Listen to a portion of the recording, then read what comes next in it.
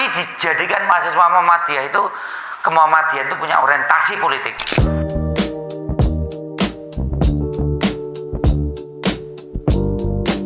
Adik-adik, di sini kan tadi ada DPM ya, Dewan Perwakilan Mahasiswa yang dipilih ketuanya nyoblos kan? Itu semakin banyak calonnya semakin bagus. Adakan kontestasi yang lebih memberikan ruang mahasiswa untuk dipilih dan memilih. Yang penting latih dulu keberanian untuk menjadi pemimpin. Soal pintere carry lah. Yang putri-putri ini nyalonkan, tampil, bicara sebagai calon Dewan Perwakilan, Ketua Dewan Perwakilan Mahasiswa. Kalah enggak apa-apa. Yang penting ada keberanian dulu. Nanti kan pinter dewe.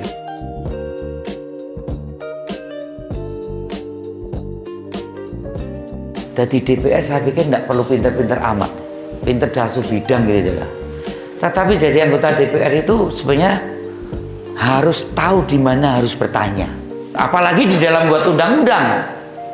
Nah, yang tidak boleh tidak dimiliki adalah soal yang namanya soft skill tadi. Ideologi tadi. Lu di situ itu siapa? Mewakili kepentingan siapa? Dan kamu berbuat untuk siapa? Yang dikritisi sama mahasiswa sekarang ini, lu kok hanya untuk dirimu, kelompokmu, temenmu, bahkan berjamaah untuk kepentingan anggota DPR-nya sendiri.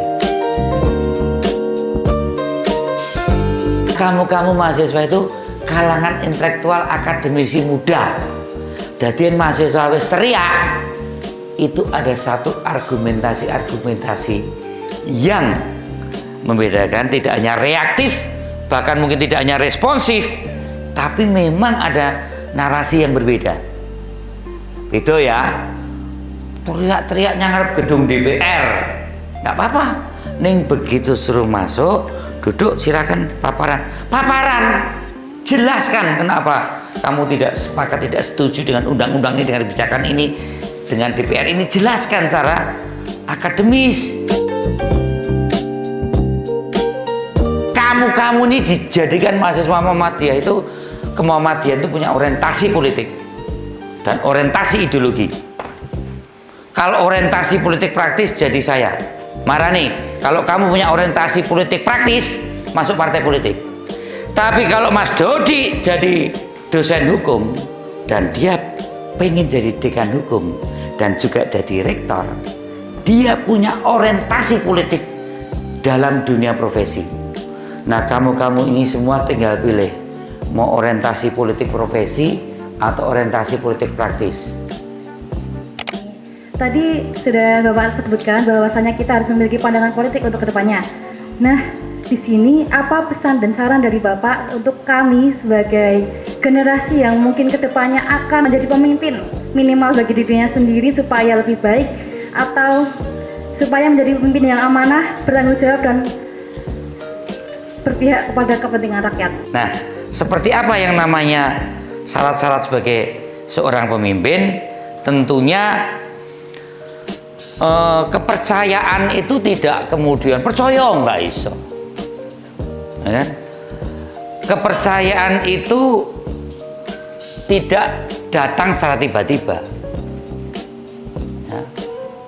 Ada satu proses yang setiap orang itu akan diakui kepemimpinannya.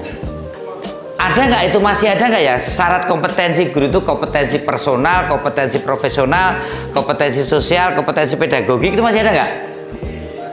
Hah? Masih ya?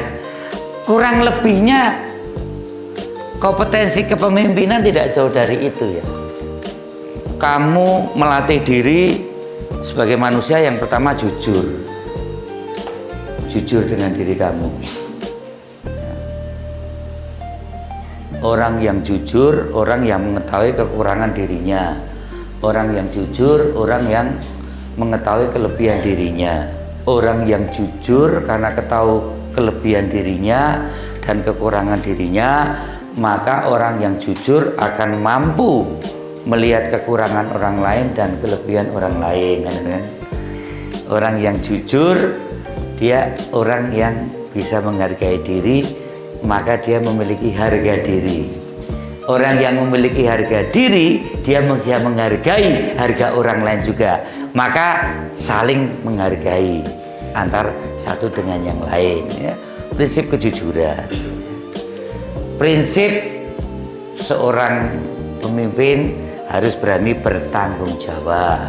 Kemudian orang yang harus berani, orang yang ada ketulusan, ada keikhlasan, ya. Ada kompetensi personal. Kompetensi personal itulah berdampak pada kompetensi sosial. Kamu diterima nggak di dalam lingkungan sosialmu? Kan jenengan iki sampun jadi dewan itu 5 periode, termasuk paling senior daripada dewan-dewan yang lainnya. Nah, saya mau minta tips and trick atau kiat-kiatnya Pak, agar bisa seperti jenengan itu bagaimana Pak? Jadi DPR ping 5 mengalir aja lah. Jadi wakil rakyat jangan pernah merasa di atas rakyat. Sejajar pun nggak boleh. Kemampuan komunikasi dengan rakyat. Komunikasi itu bukan kemampuan bicara tok sama rakyat, kemampuan mendengarkan. Rakyat berbicara itu benar. DPR berbicara itu sebagai akibat karena kemampuan mendengarkan, baik yang verbal maupun yang non verbal, baik yang semiotik maupun yang hermeneutik. Nah, jadi kalau saya penting turun ke bawah dan mendengarkan. Jangan melakukan manipulatif. Selama 5 tahun harus ke rakyat. Pas coblosan nggak ada itu. Minta-minta duit nggak ada. Tapi bagaimana turun dan mendengarkan, tidak hanya berpikir untuk rakyat, tapi berpikir bersama rakyat. Kuwi cespleng. Ngobrol ngekek-ngekek itu diselo, dicepoko, dijuangi gitu, ngobrol karo anaknya, karo bapaknya gitu. Ya. Jadi tidak hanya datang ke rakyat, tapi hadir ke rakyat. Banyak anggota DPR datang ke rakyat, tapi tidak dirasakan kehadirannya. Toko nyunyuk ngomong-ngomong sembako dibagi terus minggat, nggak iso. Sama rakyat ngobrol. Anaknya pripun, bapak dos pundi, gajine pinten, biaya hidup pinten, ngobrol heart to heart. How to win the heart and how to win the mind. Kasih pendidikan juga mereka, ya. Pertanyaan saya, bagaimana para Dewan Perwakilan Rakyat ini membuat daftar prioritas untuk rancangan undang-undang yang urgent dan tidaknya, karena mengenai RUU TNI yang disahkan tetapi tidak masuk prolegnas, tetapi yang masuk prolegnas tidak segera disahkan. Baik, terima kasih. Transisi Mbak, waktu itu periode sebelumnya 2024 itu tidak memasukkan undang-undang TNI, tetapi transisi ke pemerintahan Pak Prabowo, kemudian ada Kim Plus, ya semua bisa direvisi prolegnas itu dalam penyesuaian periode baru, DPR-nya juga periode baru gitu loh. Tetapi yang perlu dilihat adalah motifnya Mbak. Motif ini bukan hal yang terkait dengan kepentingan pribadi kelompok, termasuk yang disorot undang-undang perampasan aset, yang pembahasannya tentu membutuhkan berbagai kajian, karena undang-undang ini yang tujuannya mulia, yang dasarnya mulia, itu tergantung aparat penegaknya yang menjalankan. Kalau itu akhirnya masih muatannya sangat politis, hanya yang dirampas orang-orang yang di luar kekuasaan misalnya, gitu.